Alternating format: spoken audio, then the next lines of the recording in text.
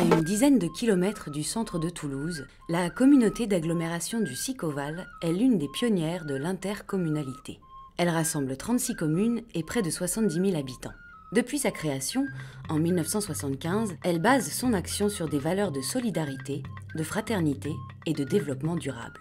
Le Sicoval, ce sont les 36 communes du sud-est toulousain qui se sont regroupées pour faire ensemble ce qu'elles auraient de la difficulté à faire toutes seules. C'est ce qu'on appelle une intercommunalité de projet.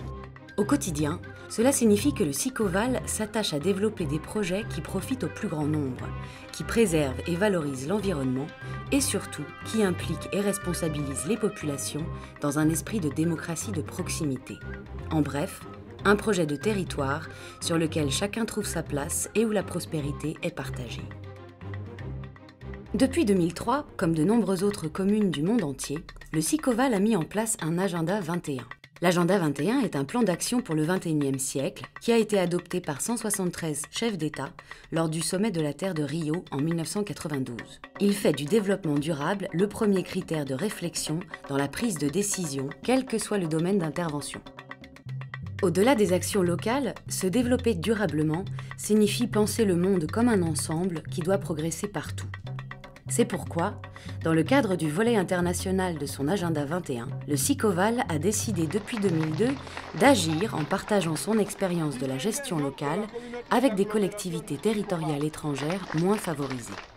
Je crois qu'il s'agit d'une ouverture extraordinaire pour le Sicoval vers d'autres cultures, vers d'autres horizons.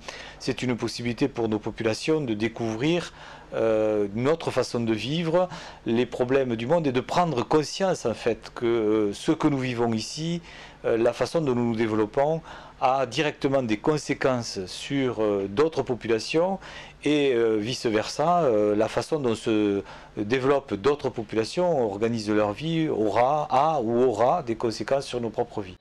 Le Sicoval a ainsi noué 2 partenariats de coopération décentralisés. L'un avec la communauté urbaine de Labé, en Guinée, l'autre avec la communauté rurale de Gandon, au Sénégal.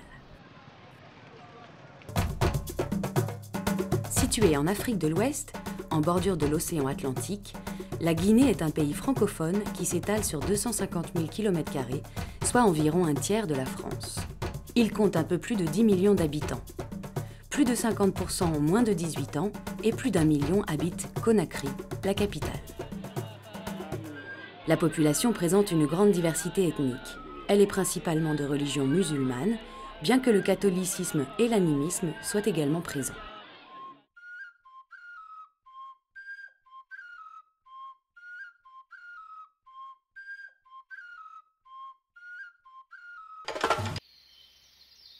La Guinée présente une grande variété de climats qui produisent des paysages allant de la savane à la forêt tropicale humide.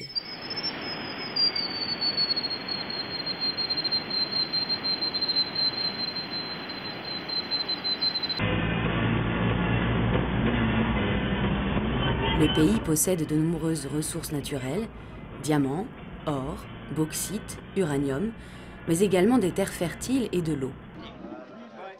Mais ces richesses ont été peu mises en valeur. Elles ont surtout profité aux pays étrangers qui les ont exploitées.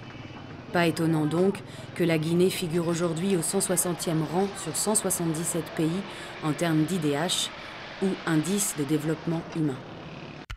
L'indice de développement humain est un indicateur du niveau de développement d'un pays. Il tient compte à part égale de l'espérance de vie à la naissance, du taux de scolarisation et d'alphabétisation et du produit intérieur brut par habitant. Il est compris entre 0 et 1. En 2008, il allait de 0,336 pour la Sierra Leone à 0,968 pour la Norvège et l'Islande. C'est comme on le voit en Centrafrique qu'il est le plus bas du monde.